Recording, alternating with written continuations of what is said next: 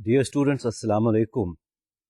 آج کا یہ ہمارا 13th لیکچر ہے، 13واں لیکچر ہے، اور اس لیکچر میں بات کروں گا کازز آف مینٹل النس کے بارے میں.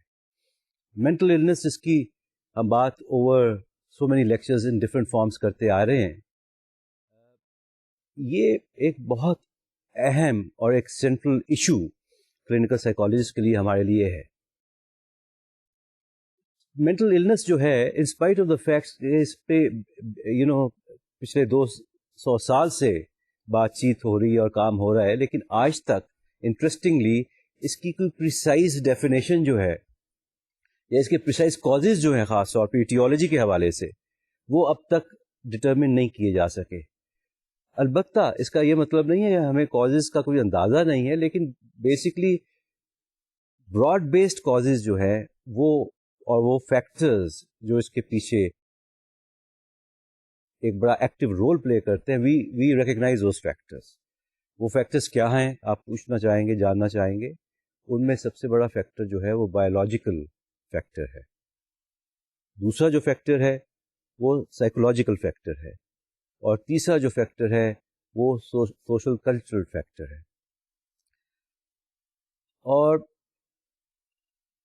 کافی عرصہ یہ ایک اسمپشن یا ایک یہ سوچ رہی ہے ہمارے اس فیلڈ میں کہ جس طرح کہ ان بیماریوں کے پیچھے شاید کوئی ایک فیکٹر جو ہے وہ پریڈومیننٹ فیکٹر ہوتا ہے. لیکن in the last 20 to 30 years of research جو چیز ایک گریجولی جو ایک چیز آگے نمایاں طور پہ ایوالو ہو کے آ رہی ہے، بہت واضح طور پہ آ رہی ہے، وہ یہ ہے کہ کوئی بھی ایک فیکٹر جو ہے وہ ہر بیماری کے پیچھے نہیں، بلکہ کمبینیشن آف فیکٹرز ہیں. اور کمبینیشن آف فیکٹر سے میری مراد یہی ہے کہ بایولوجیکل فیکٹرز بھی ہیں، سائیکولوجیکل بھی ہیں، سوشل بھی ہیں.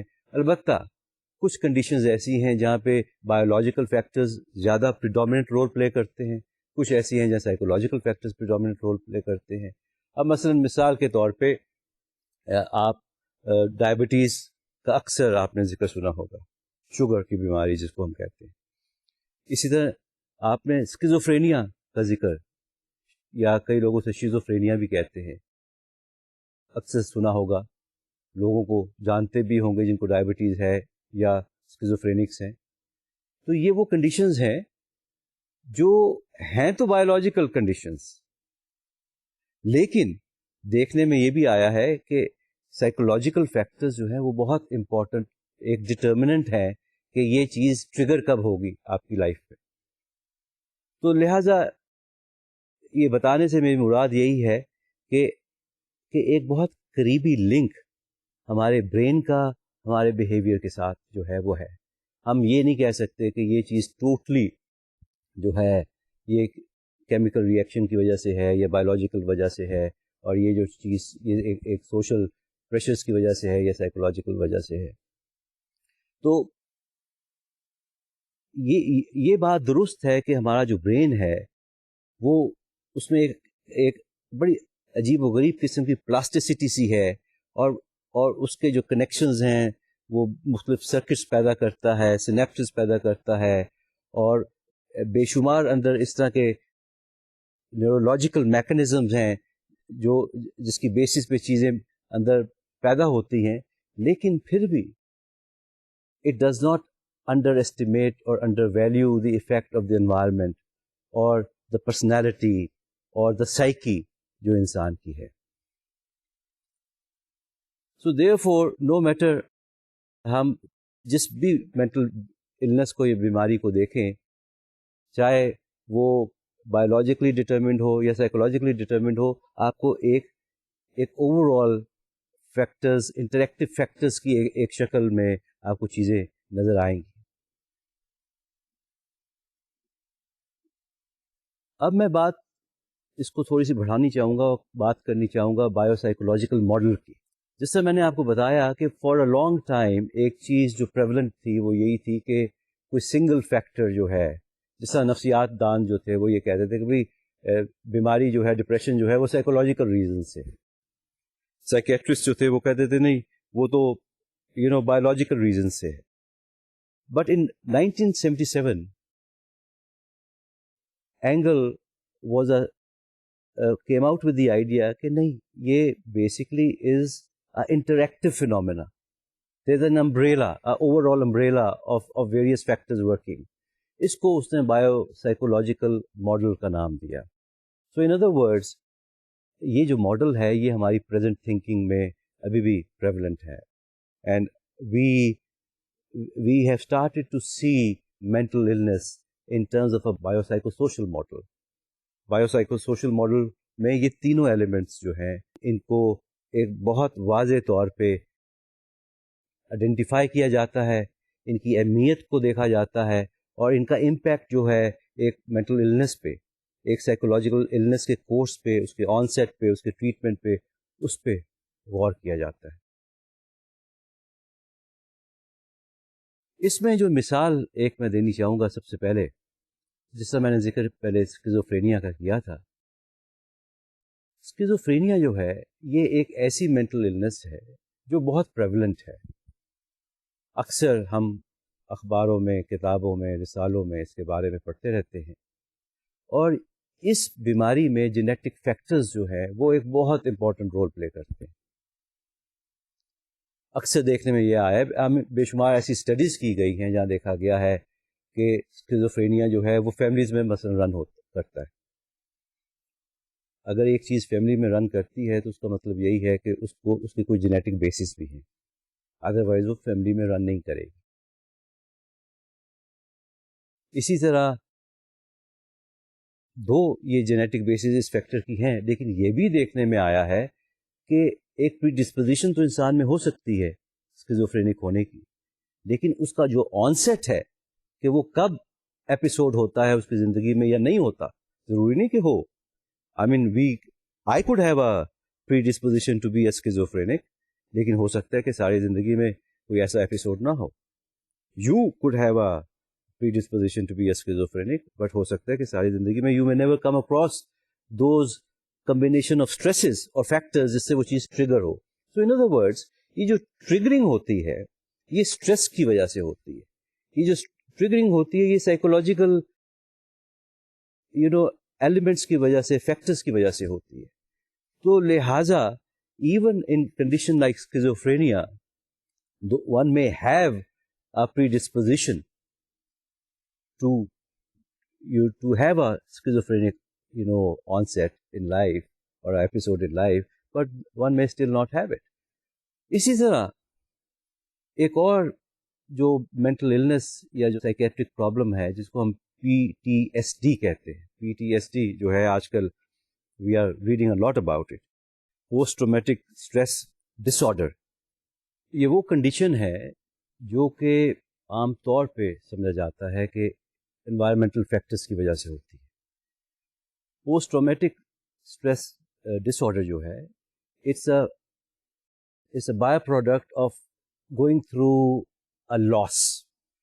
یہ جو لاس ہے یہ انویریبلی ایک نیچرل کلیمٹی کی شکل میں بھی ہو سکتا ہے کہ فار انسٹنس زلزلہ آیا اور اس کی وجہ سے آپ کا گھر گر گیا, یا کوئی آپ کا قریبی رشتہ دار اس کے نیچے آ کے ہی ڈائز بیکاز آف دیٹ, یا کوئی اس طرح کا کوئی اور کلیمٹی, کوئی فلڈز آئے, اس سے بہت نقصان آپ کا ہو گیا. تو یہ وہ کنڈیشن ہے جو ہے تو مینٹل ایک سائکیٹرک پرابلم, لیکن اس کے جو فیکٹرز ہے وہ are not genetic, they are environmental. یہ الگ بات ہے کہ ایسے فیکٹرز کے پیچھے بھی کئی دفعہ کچھ ولنریبلٹی ہوتی ہے, پری ٹراما ولنریبلٹی جس کو ہم کہتے ہیں. اس سے مراد یہ ہے کہ فار انسٹنس دیکھنے میں آیا ہے کہ people who go through such natural calamities like a war اور فلڈ اور earthquake, only 9% of them, 9 to 13% I think of them go through such experience.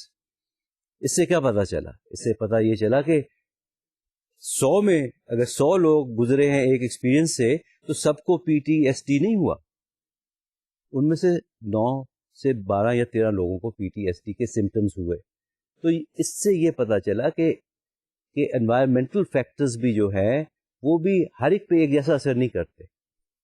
اس میں بھی ہمارے اپنے اندرونی کئی ایسے ہماری اپنی سینسٹیوٹیز ہوتی ہیں, ہمارے اندر کئی ایسی ہماری ٹریننگ, ہماری اورینٹیشن, ہماری سینسٹیوٹیز, ہماری کلچریشن, جس کی وجہ سے some of us become better candidates for such سنڈرمس.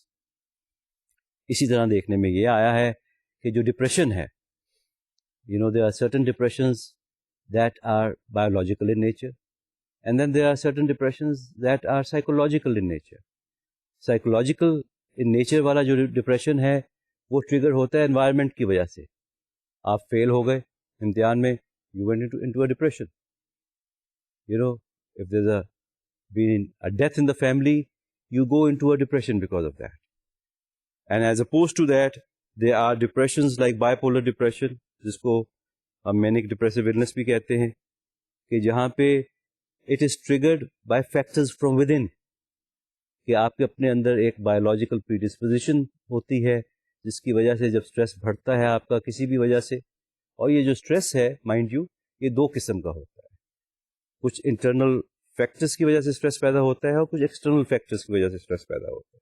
So any of these factors اگر ایک حد سے بڑھ جائیں تو one can be a good candidate for this sort of depression.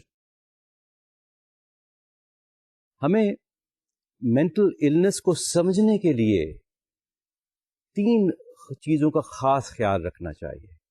ان 3 چیزوں سے میری مراد, یا 3 ٹرمز کہہ لیں, اس سے میری مراد یہ ہے کہ پہلی جو ہے وہ کوریلیشن ہے, کہ 2 چیزوں کے درمیان میں آپس میں ریلیشن ہے.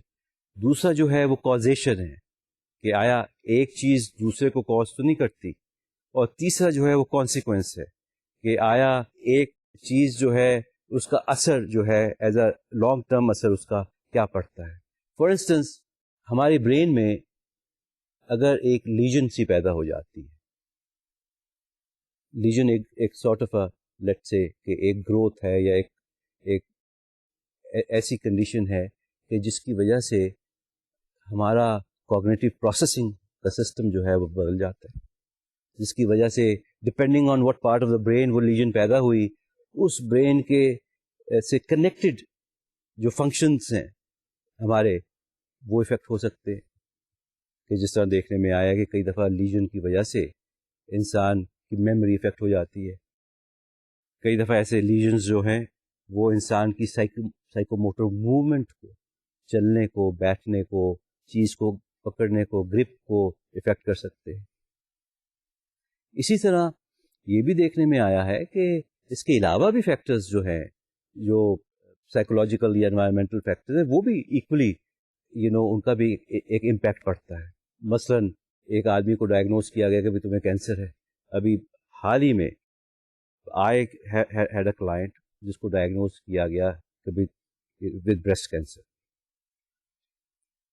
تو دس نیوز کہ تمہیں بریسٹ کینسر ہے, کینسر بذات خود ایک فزیکل کنڈیشن ہے, لیکن the news of suffering from a breast cancer, اس سے اندر سائیکولوجیکل ریئیکشن اس میں پیدا ہوئے, اور یہ جو سائیکولوجیکل ریئیکشنس سے they led her towards depression. She became very anxious. She became very uptight. اس کلائنٹ میری کی جو نیند تھی وہ ڈسٹرب ہو گئی, اس کی جو بھوک تھی وہ ورچولی ایکسپریس ہو گئی, and she went into depression. اس نے لوگوں کو ملنا چھوڑ دیا, اس نے کام پہ, شی از اے ورکنگ وومن, کام پہ وہ جاتی رہی, لیکن کام پہ جا کے اس سے کام ورچولی اس کوالٹی کا پاسبل نہیں تھا جس طرح وہ پہلے کر رہی تھی. تو یہ کئی دفعہ یہ جو فیکٹرز ہوتے ہیں, ایک چیز دوسرے کو کاز کرتی ہے, دوسری تیسرے کو کاز کرتی ہے.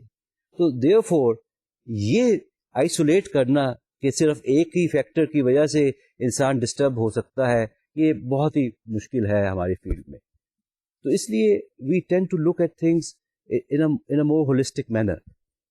تو اکثر آپ کو سائیکالوجی میں جب آپ پڑھیں گے, اپنی کتاب بھی پڑھیں گے اور بھی کتابیں پڑھیں گے, تو آپ دیکھیں گے کہ بیشتر جو ریسرچ اس ایریا میں ہو رہی ہے وہ کوریلیشنل ریسرچ ہے. کوریلیشنل ریسرچ کا مطلب ہے کہ بھائی اس میں یہ پوچھا جاتا ہے کہ جی اچھا اسٹریس کی وجہ سے ڈپریشن ہوا یا ڈپریشن کی وجہ سے اسٹریس ہوا. اور کئی دفعہ یہ بھی دیکھا جاتا ہے کہ بھئی آیا کوئی تیسرا فیکٹر تو نہیں تھا یا اور فیکٹر ایسے عوامل تو نہیں تھے جن کی وجہ سے یہ چیزیں ممکن ہوئیں یا پیدا ہوئیں یا یہ کنڈیشن یہ ایموشنل ڈسٹربنس کی کنڈیشن آگے آئی. تو کو ریلیشنل ریسرچز جو ہیں وہ یہ بایولوجیکل اور کیمیکل فائنڈنگس کو پروب کرتی ہیں اور اکثر یہ جو ریسرچز ہیں یہ صرف انسانوں سے نہیں کی جاتی بلکہ اس سے بیونڈ بھی کیری آؤٹ کی جاتی ہیں. We use animals for that, we use birds for that. اور خاص طور پہ جب ہم کسی بیماری کا کانسیکوینس پروو کرتے ہیں تو consequence is a very risky area. تو اس میں ہمیشہ one tends to use animals in the studies to determine the consequence. اس کی ایک میں مثال آپ کو کانسیکوینس کی میں مثال یوں بھی آپ کو دے سکتا ہوں کہ لیٹس سے کہ there is an old man, ایک آدمی جس کی عمر 80 سال ہے. اب وہ اس کو 80 سال کی عمر میں ڈپریشن ہو جاتا ہے. He goes into a major depressive illness. As a consequence of this major depressive illness, he can become vulnerable to, he can become vulnerable to death. آپ پوچھیں گے وہ کیسے؟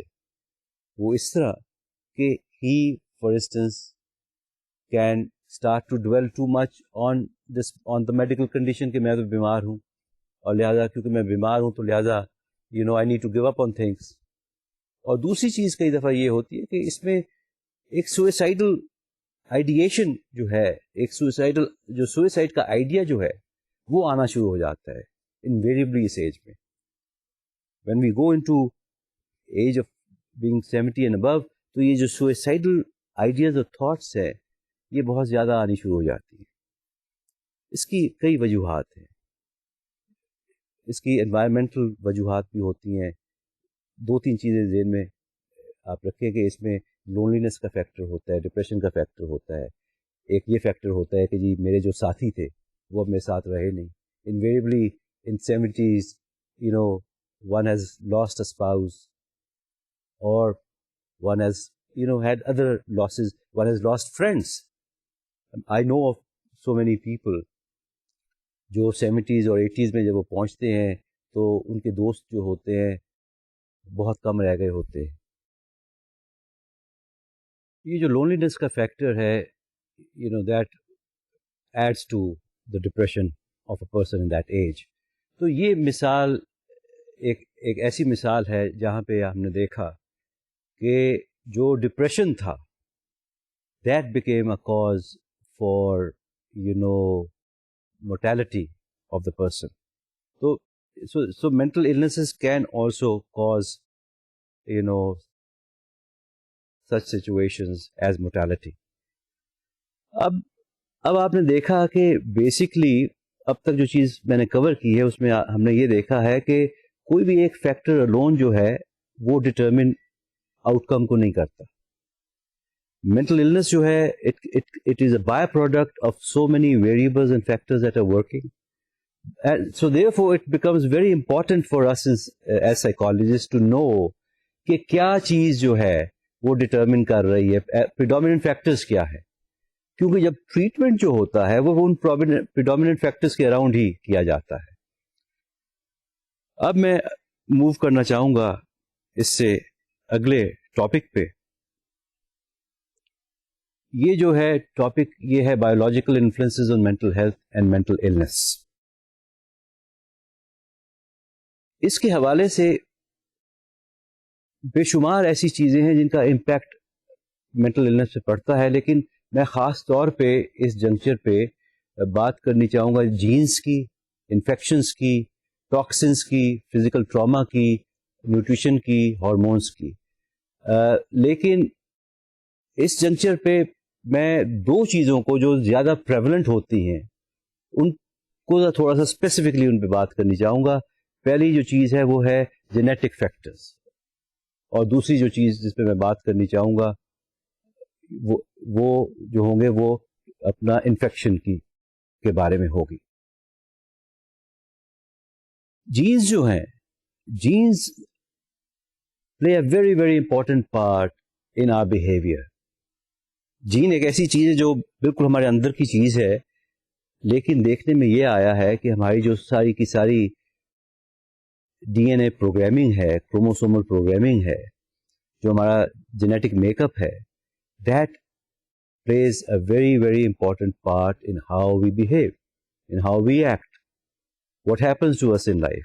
ہمیں ہماری زندگی میں ہمارا آنکھوں کا رنگ کیا ہوگا، ہمارا قد کیا ہوگا، ہمیں کون سی بیماریاں لائف میں ایٹ ڈفرینٹ ٹائمس آئیں گی، یہ سارا کا سارا ہماری جو جینیٹک میک اپ ہے وہ ڈٹرمن کرتا ہے.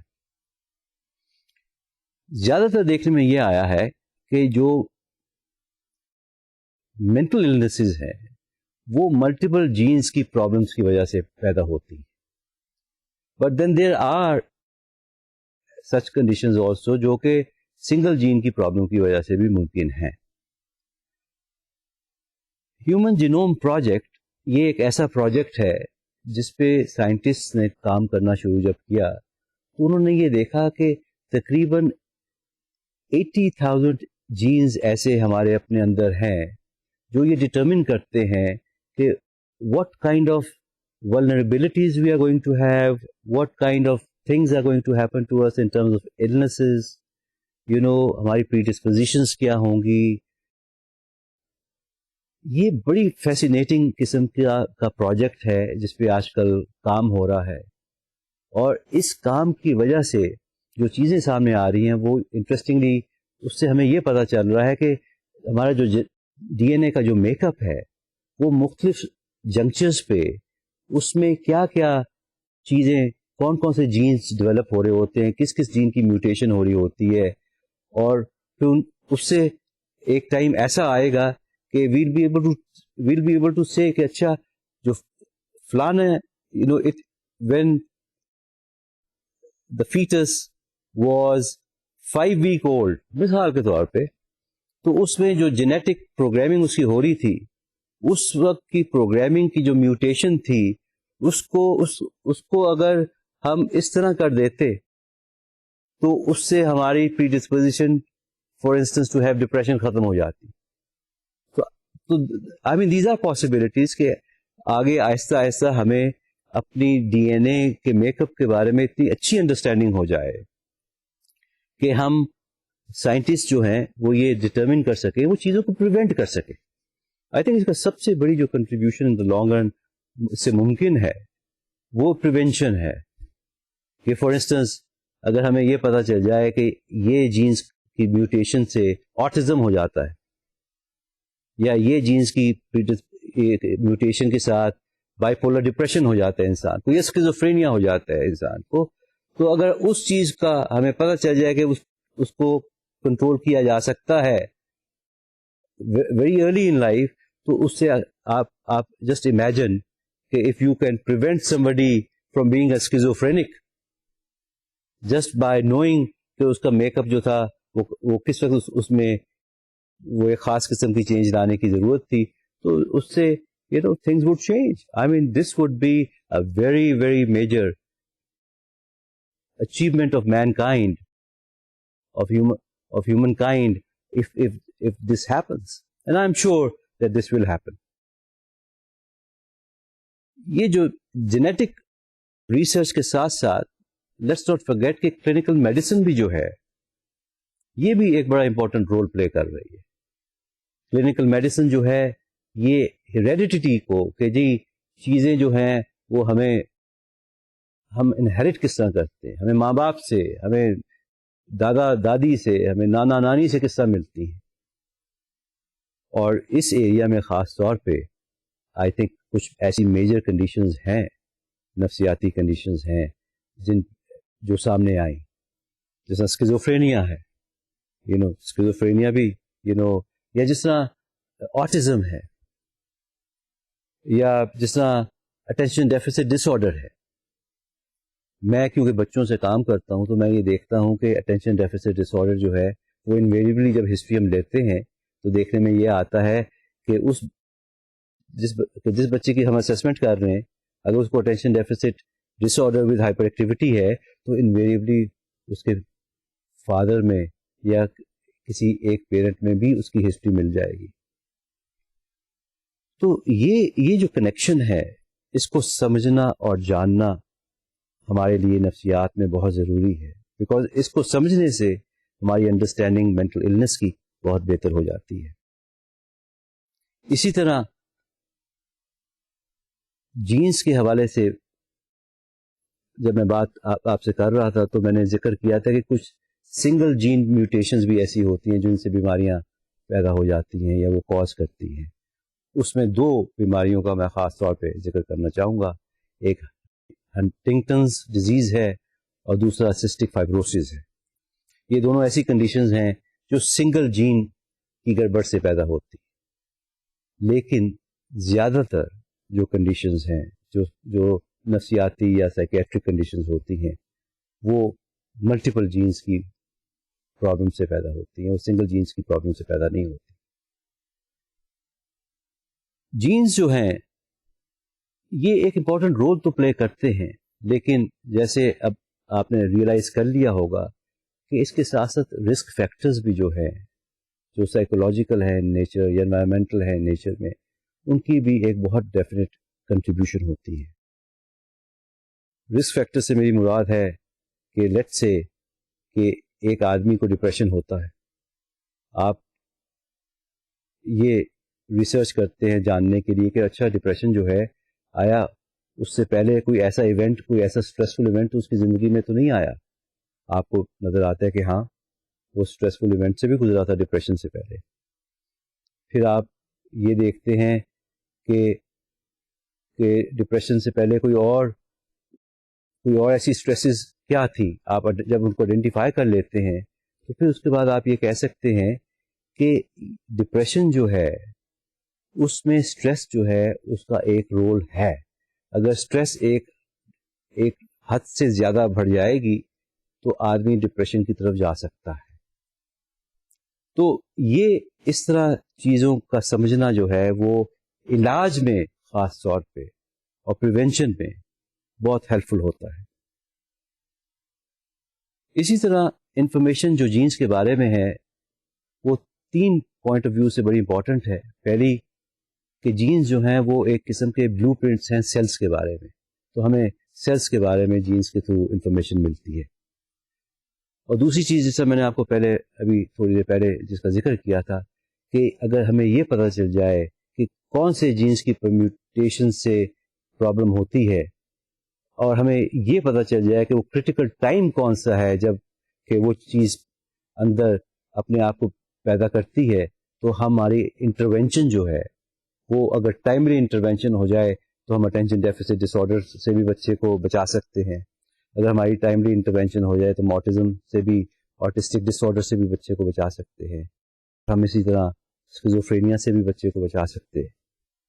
تو یہ جو رسک فیکٹرز ہیں ان کا سمجھنا جو ہے وہ بہت اہم ہے اور بہت امپورٹنٹ ہے, اور ان کی اس سے ہماری جو ٹریٹمنٹ ہے اس میں بڑی ہیلپ ملتی ہے.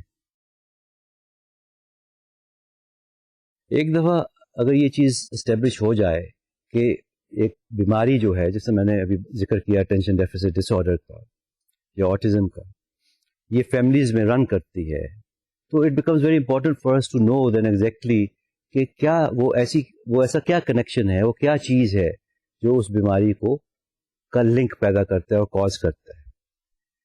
تو اکثر یہ جو ہیریڈیٹری کی پرابلمز ہیں ان کی جو ریسرچز ہیں ان کا سب سے بہتر طریقہ ان کو انڈرسٹینڈ کرنے کا اس فیکٹر کا وہ ٹوینس کی اسٹڈیز ہے. خاص طور پہ دیکھنے میں یہ آیا ہے کہ جہاں پہ ہم آئیڈینٹیکل ٹوینس کی اسٹڈی کرتے ہیں, تو آئیڈینٹیکل ٹوینس کیونکہ ایک ہی سیل سے بنتے ہیں تو ان میں بالکل ان کی جو جینیٹک میک اپ ہے وہ بالکل ایک جیسا ہوتا ہے, وہ 100% ایک جیسا ہوتا ہے. اور جو فریٹرنل ٹوینز ہوتے ہیں ان کا جو ہے وہ تقریباً 50% ایک جیسا ہوتا ہے. تو آئیڈینٹیکل ٹوینز کی اسٹڈیز میں اکثر یہ دیکھا جاتا ہے پھر کہ وہ کنڈیشن جو ایک ٹوین میں ہے آیا وہ دوسرے ٹوین میں موجود ہے یا نہیں ہے. تو تو جینیٹکس جو ہے that really helps in making a kind of a cognitive mapping. ایک cognitive mapping کے ذریعے سے ہم آگے اس چیز کو سمجھتے ہیں اور اس کے اراؤنڈ طریقہ کار جو علاج کے طریقے جو میڈیسن میں خاص طور پہ ایجاد ہو رہے ہیں وہ ڈیولپ ہو رہے ہیں کیے جا رہے ہیں.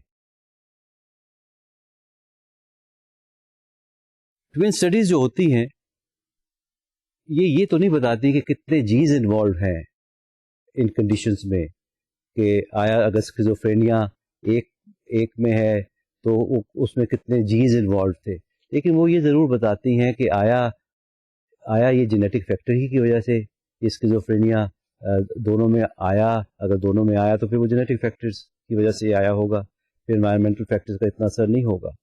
لیکن لیٹس ناٹ فرگیٹ کہ ایون جہاں آئیڈینٹیکل ٹوینز بھی ہوتے ہیں اور جہاں سب کچھ بالکل سملر بھی ہوتا ہے جینیٹک میک اپ کے پوائنٹ آف ویو سے, وہاں پہ بھی دیکھنے میں یہ آیا ہے کہ تقریباً 49% probability of schizophrenia being passed on جو ہے وہ ہے.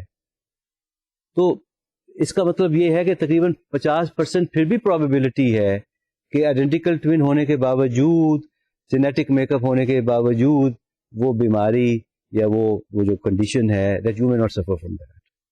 So therefore I think یہ سب کچھ جو ہے یہ بتاتا ہے کہ جینیٹک فیکٹرز کے ساتھ ساتھ environmental factors, risk factors, psychosocial factors, personality factors, جو sensitivities, یہ سارا کچھ جو ہے یہ they do play a very important part. اب میں تھوڑی سی بات کرنی چاہوں گا دوسرے فیکٹر کے بارے میں جو کہ انفیکشن کا فیکٹر ہے, کہ انفیکشن جو ہیں وہ بھی انفلوئنس کر سکتی ہیں مینٹل النس کو. خاص طور پہ جنرل پیریسس ایک ایسی کنڈیشن بہت عرصہ رہی ہے جو ایک سفلس کی ٹائپ کی وائرل انفیکشن تھی, جس کی وجہ سے دیکھنے میں یہ آتا تھا کہ یہ سیکشولی ٹرانسمٹ ہوتی تھی اور اس کے بعد سیکشل آرگنز پہلے افیکٹ ہوتے تھے اور پھر آہستہ آہستہ انسان کی مینٹل فنکشننگ بھی جو تھی وہ بھی اس کی وجہ سے افیکٹ ہو جاتی تھی. اینڈ سم ٹائمز یہ کنڈیشن جو تھی یہ ایک ایسی ایک ذہنی کیفیت پیدا کر دیتی تھی جس کو ہم اس زمانے میں مینٹل انسینٹی کا نام بھی دیتے تھے. اسی طرح انفیکشس ایجنٹس جو ہیں وہ اور بھی ہیں. ٹریپونیما پلائڈم یہ ایک اور اس طرح کا ایجنٹ ہے جو نیوروسفلس جو ہے اس کو کاز کر سکتا ہے. اکثر یہ جو کنڈیشنز ہیں اب ان کا علاج جو ہے وہ دریافت ہو چکا ہے, تو لہٰذا ان کی پریولنس جو ہے وہ آگے کی بنسبت بہت کم ہو چکی ہے. لیکن سٹل یہ وہ کنڈیشنز ہیں جو وائرل کنڈیشنز کنسیڈر کی جاتی ہیں, انفیکشنز کنسیڈر کی جاتی ہیں, ان کی وجہ سے مینٹل انسینٹی جو ہے, آپ اپنا مینٹل بیلنس جو ہے وہ کسی حد تک آپ کا افیکٹ ہو جاتا ہے اور آپ لوز بھی کر سکتے ہیں. اسی طرح ایک اور جو کنڈیشن جو ابھی بھی پریولنٹ ہے اور جس کا اکثر آج کل ذکر ہوتا ہے وہ HIV ہے. HIV جو ایک امیون وائرل انفیکشن ہے, اس میں بھی دیکھنے میں یہ آیا ہے کہ people who suffer from HIV ان کی بھی جو مینٹل فنکشننگ ہے, ان کا بھی جو مینٹل بیلنس ہے وہ آہستہ آہستہ افیکٹ ہونا شروع ہو جاتا ہے. تو یہ جو لہٰذا اس سے ہمیں جو چیز سامنے آئی وہ یہی ہے کہ یہ کچھ ایسی انفیکشنز بھی ایگزسٹ کرتی ہیں جو مینٹل النس کا باعث بن سکتی ہیں. گویا ان کی پرسنٹیج جو ہے وہ ریلیٹیولی لو ہے, بٹ دے کین ڈائریکٹلی اور انڈائریکٹلی کاز مینٹل النس. اب میں ایک اور کنڈیشن کی تھوڑا سا ذکر کرنا چاہوں گا جس کو ہم پینڈاز کہتے ہیں, PANDAS, پینڈاز. یہ ایک ایسی کنڈیشن ہے کہ جو بیسکلی ایک اسٹریپٹوکوکل فیرنجائٹس کی انفیکشن کی وجہ سے پیدا ہوتی ہے, وچ از اے میڈیکل کنڈیشن. لیکن یہ بڑی ڈسیپٹیو سی کنڈیشن ہے کہ پیدا تو ایک انفیکشن کی وجہ سے ہوتی ہے, لیکن اس کی جو مینیفیسٹیشن ہے یا یہ جو روپ اختیار کرتی ہے وہ بالکل ایک سائیکولوجیکل بیماری والا روپ ہوتا ہے کہ for instance person suffering from PANDAS جو ہے اس کے سمپٹمز ایسے ہوں گے کہ پہلی دفعہ دیکھنے سے آپ کو یہ لگے گا کہ اس شخص کو obsessive compulsive disorder ہے. تو obsessive compulsive disorder کا جو شخص ہوتا ہے وہ چیزوں کو کئی دفعہ اس کے جو موٹے موٹے جو سائنز اور سمپٹمس ہیں وہ یہی ہیں کہ وہ کئی چیزوں کو بار بار کرتا ہے. وہ اس پہ کچھ کمپلسری ایکٹس ہوتے ہیں. وہ ہاتھ مثلاً بار بار دھوئے گا, وہ چیزوں کو ہولڈ کرے گا, ان کو جمع کر کے جوڑ کے رکھے گا. وہ پرانے اخباروں کو, میرا ایک کلائنٹ ہوتا تھا مجھے یاد آیا, جو پچھلے اس نے 10 سال کے اخبار پچھلے جو سنبھال کے رکھے ہوئے تھے, اور کیفیت یہ ہو گئی تھی کہ اس کا جو کمرہ تھا وہ آدھے سے زیادہ اخباروں نے اس کو کور کر لیا ہوا تھا, لیکن وہ ان کو پھینکنا نہیں چاہتا تھا, وہ ان کو ڈسٹروائے نہیں کرنا چاہتا تھا. وہ اس میں یہ ایک قسم کا, اس کو ہم کہتے ہیں ہوڈنگ, یہ ہوڈنگ کا سمپٹم. تو یہ ایسی کنڈیشن, یہ جو پینڈرز ہے یہ ہوتی تو انفیکشن کی وجہ سے ہے, لیکن یہ تھوڑا سا گارب پہن لیتی ہے obsessive compulsive disorder کا.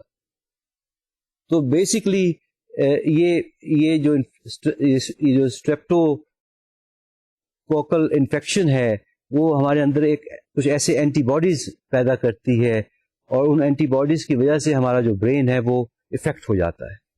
تو یہ وہ کچھ کنڈیشنز ہیں جہاں پہ انفیکشن ڈیفینیٹلی اس کا ایک رول ہے, ایموشنل ڈسٹربنس پیدا کرنے میں, مینٹل النس پیدا کرنے میں, یا سائیکولوجیکل پرابلم پیدا کرنے میں.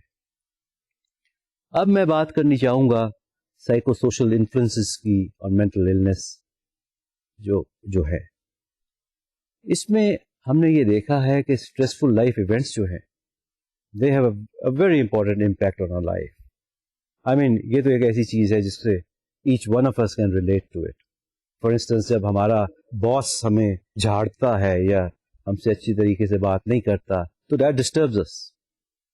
It may not cause a mental illness but it definitely disturbs us. اسی طرح جب انوائرمنٹ میں اسٹریسز جو ہے وہ کانسٹنٹلی ہمارے ایڈ ہوتے چلے جائیں اور ایک حد سے بڑھ جائے, ہم انہیں کہتے ہیں کیومولیٹو افیکٹ آف اسٹریس.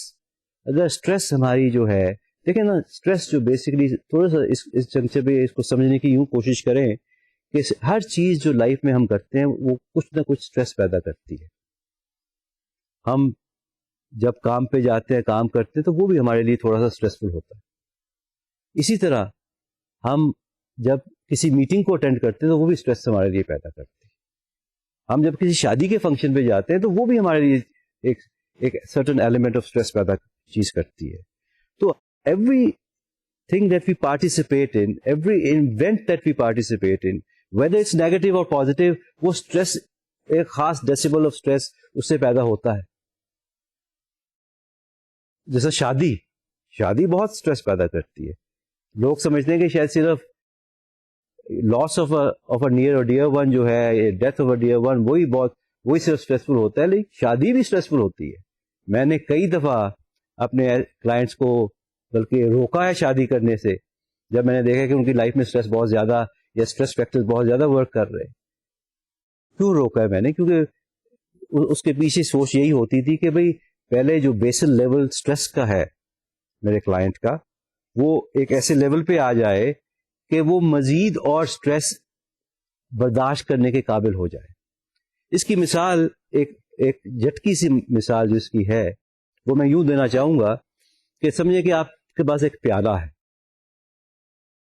یہ جو پیالہ ہے اس میں مختلف قسم کی ایونٹس کی وجہ سے اسٹریس آپ نے جمع کی ہوئی ہے.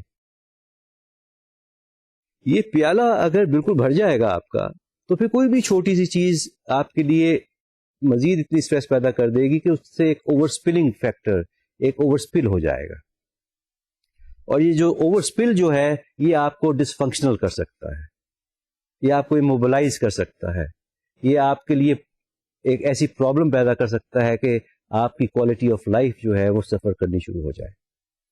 تو کی جو ہے وہ لائف میں اکثر اپنے کلائنٹس کو اور اپنے اسٹوڈنٹس کو یہ بتاتا ہوں کہ جو کی جو لائف میں ہے وہ اچھا پرابلم سالور ہونا ہے, اور وہ یہ اور ایسی اسکلز جاننا ہے کہ جس سے کہ ہم اپنی اسٹریسز کو ساتھ ساتھ ختم کرتے چلے جائیں, کم کرتے چلے جائیں.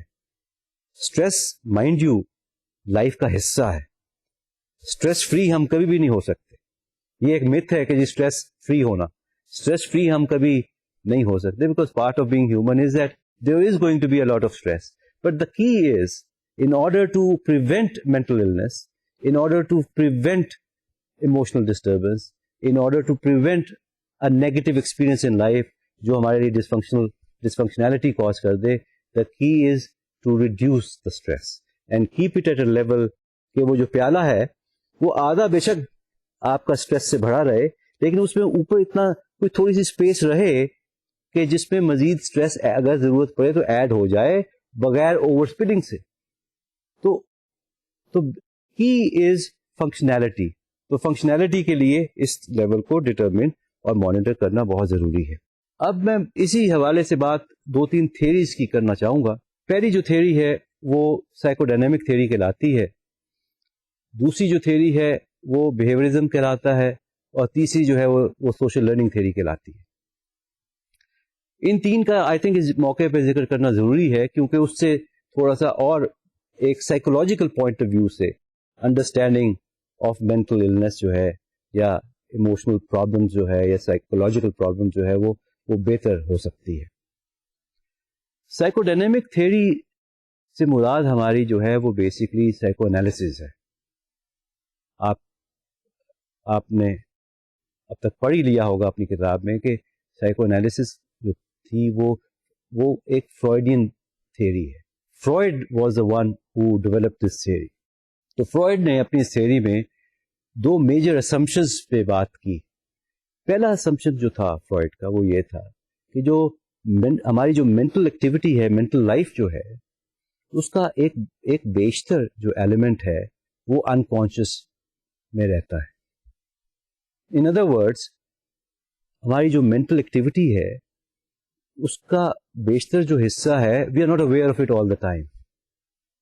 سو ان ادر ورڈس اس نے بات کی کہ کچھ حصہ جو ہے وہ کانشیس ہوتا ہے, کانشیس مائنڈ میں ہوتا ہے, اور کچھ انکانشیس مائنڈ میں ہوتا ہے. اور دوسرا اسمپشن جو تھا اس کا وہ یہ تھا کہ ہمارے جو ماضی کے ایکسپیرینسز ہیں, پاسٹ ایکسپیرینسز جو ہیں, they have a very important impact on our life. In other words ہمارے جو بچپن کے according to the Freudian school of thought, ہمارے جو بچپن کے ایکسپیرینسز جو ہیں, ایز وی آر گروئنگ, جو ارلی ایکسپیرینسز جو ہمارے ہیں ان کا ایک بہت دیر پا امپیکٹ رہتا ہے ہمارے اوپر, اور وہ ہماری لائف کی چوائسیز کو جو ہے وہ کسی حد تک افیکٹ کرتے رہتے ہیں. فرائڈ نے پرسنالٹی کو 3 طریقوں سے دیکھنے کی کوشش کی. اس نے پرسنالٹی کے ایک حصے کو اڈ کا نام دیا, دوسرے کو ایگو کا نام دیا, اور تیسرے کو سپر ایگو کا نام دیا. اڈ سے اس کی مراد جو تھی وہ انکانشیس فورسز تھیں جو ہمارے اندر جو چلتی ہیں, ہمارے اندر کچھ ایسی چیزیں ایسی فورسز پیدا کرتی ہیں کہ جن کی وجہ سے ہم ایک قسم کے مجبور ہو جاتے ہیں کچھ چیزیں کرنے کے لیے. دوسرا جو اس نے بات کی وہ ایگو کی بات کی. ایگو جو ہے وہ بیسکلی وہ فورسز ہیں جن کا تعلق ہماری اپنی ذات سے ہے, ہمارے ایک قسم کی آپ سمجھ لیں کہ ہمارے ان فنکشننگ سے ہے, ان فنکشن سے ہے جو ہماری اپنی سوچ پہ بیسڈ ہوتے ہیں. وہ ہمارے ایگو فنکشنز بھی ویسے کانشیس اور انکانشیس میں فال کرتے ہیں, لیکن کم از کم یہ وہ پارٹ ہے جس کی ہم رسپانسبلٹی لیتے ہیں, جو ہم ڈیولپ خود سے کرتے ہیں. ہم جب لائف میں چوائسیز لیتے ہیں تو وہ ہمارے ایگو فنکشنز کا حصہ بنتی ہے. اور تیسرا جو ایلیمنٹ جس کا اس نے ذکر کیا وہ سپر ایگو کا تھا. سپر ایگو بیسکلی فرائڈ کے حوالے سے جب ہم اس کی بات کرتے ہیں تو اس کا مراد تھا کہ وہ فورسز، وہ فیکٹرز جو ہم نے اپنی انوائرمنٹ میں سے فالو کیے ہوتے ہیں، وہ ویلیوز جو ہم نے پیرنٹل ویلیوز فار انسٹنس، وہ بلیف سسٹمز جو ہم نے اپنے پیرنٹس سے یا اپنے ماحول سے یا اپنے کلچر سے یا اپنے محلے سے یا اپنے گاؤں سے ہم نے جو لیے ہیں، وہ ہمارے سپر ایگو کا حصہ بنتے ہیں. میں اس موقع پہ اس سے زیادہ ڈیٹیل میں ان 3 پرسنالٹی کے فیکٹرز میں تو نہیں جانا چاہوں گا، لیکن میں یہ ضرور بتانا چاہوں گا کہ جو کی ہے، جو فرائڈ نے بھی جس کو ایمفسائز کیا اور سائیکو ڈائنامک تھیوری جو ایمفسائز کرتی ہے، وہ ان تینوں فورسز کے درمیان ایک بیلنس ہے. اگر آپ صرف ان فورسز کی بیسس پہ آپریٹ لائف میں کریں گے تو آپ بے شمار ایسے فیصلے کریں گے جو ارریشنل فیصلے ہوں گے، جن آپ چیز تو امپلسولی کر لیں گے لیکن آپ کو سمجھ نہیں آئے گی میں نے یہ کیوں کیا. اسی طرح اگر آپ سپر ایگو کو بہت زیادہ فوکس میں لائیں گے اور اس کی بیسس پہ فیصلے کریں گے تو پھر آپ کو یہ محسوس ہوگا کہ یہ چیزیں آپ بیسکلی اس لیے کر رہے ہیں کہ آپ کو کہا گیا تھا یہ آپ کو یوں ہونا چاہیے یا آپ کو یوں کرنا چاہیے. تو ہیلدی لیونگ جو ہے سائیکولوجیکلی اسپیکنگ وہ بیسکلی ایک بیلنس ہے ایگو، ایڈ اور سپر ایگو کے درمیان. تو that is what in psychology we try to achieve. دوسری جو تھیوری جس کا میں ذکر کروں گا وہ بیہیویئرزم ہے. بیہیویئرزم جو ہے یہ بالکل ہی سائیکو ڈائنامک تھیوری سے ہٹ کے ایک چیز ہے. سائیکو ڈائنامک تھیوری میں تو آپ نے دیکھا کہ ہیومن کانفلکٹ، ہیومن انکانشیس اور اندر کے اس طرح کے جو عوامل اور فورسز ہیں ان کی بات چیت کی گئی تھی، اور یہ کہا گیا تھا جو کانفلکٹ اس کی وجہ سے پیدا ہوتا ہے وہ بیماری پیدا کر سکتا ہے. بیہیویئرسٹک پوائنٹ آف ویو جو ہے وہ very different. Behaviouristic point of view جو ہے وہ بیسکلی یہ کہتا ہے کہ آپ کے جو بیہیویئرز ہیں وہ اپروپریٹ یا ہیلدی یا انہیلدی آپ کو بناتے ہیں. تو لہٰذا بیہیویئرسٹک کہتا ہے کہ جی اگر بیہیویئر کے لیول پہ چینج لائی جا سکے یا ہم اگر لانے میں کامیاب ہو جائیں تو اس سے ہم ایک ہیلدی ہیومن بینگ پیدا کر سکتے ہیں. بیہیویئر جو ہے وہ 2 قسم کا ہے. اس میں ایک تھیوری جو ہے وہ کلاسیکل بیہیویئر کی تھیوری ہے جہاں پہ یہ کہا جاتا ہے، پیولوف کا نام جو ہے وہ اس سے وابستہ ہے، اور اس تھیوری میں کلاسیکل لرننگ کی جو تھیوری ہے اس کا جو پریمس ہے وہ یہی ہے کہ جب آپ 2 چیزوں کو آپس میں ایسوسیٹ کر دیتے ہیں ٹریننگ کے وقت، مثلا اس کا ایک بڑا جو مشہور جو ایک ایکسپیریمنٹ تھا پیولوف کا وہ کتوں کے اراؤنڈ تھا. وہاں پہ اس نے کتوں کو کھانا دکھا کے ان میں سیلیویشن جو تھی وہ پیدا کرنا اس کا مقصد تھا. تو اس نے اس کو ایسوسیٹ کھانے کو کر دیا بیل کے ساتھ. جب کتے کو کھانا دکھایا جاتا تھا تو ساتھ ہی ایک بیل بھی بجا دی جاتی تھی. تو آہستہ آہستہ یہ دیکھا گیا کہ کتے اتنے ٹرین ہو گئے کہ کھانا جب نہیں بھی دکھایا جاتا تھا ان کو اور صرف بیل بجا دی جاتی تھی تو ان میں اندر ان کی ایکسائٹیشن اور ان کے گلینڈز بالکل اسی طرح ریئیکٹ کرتے تھے جس طرح وہ فوڈ دیکھ رہے ہو. تو اس کو ہم کلاسیکل کنڈیشننگ کہتے ہیں کہ بیہیویئر جو ہے وہ کلاسیکل کنڈیشننگ کے حوالے سے بھی کنٹرول کیا جا سکتا ہے. اور اسی طرح جو دوسرا ایک پوائنٹ آف ویو ہے وہ آپرنٹ کنڈیشننگ کا ہے.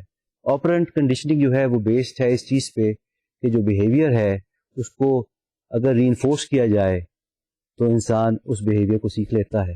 مثلا اگر بچے کو اچھا کام کرنے پہ آپ ساتھ ہی ایک چاکلیٹ کا پیس دے دیتے ہیں یا ایک ٹافی دے دیتے ہیں تو بچہ بڑا خوش ہو جاتا ہے اور وہ اس چیز کو سیکھتا ہے اور اس کو بار بار اس چیز کو اچیو کرنے کے لیے وہ زیادہ پڑھتا ہے.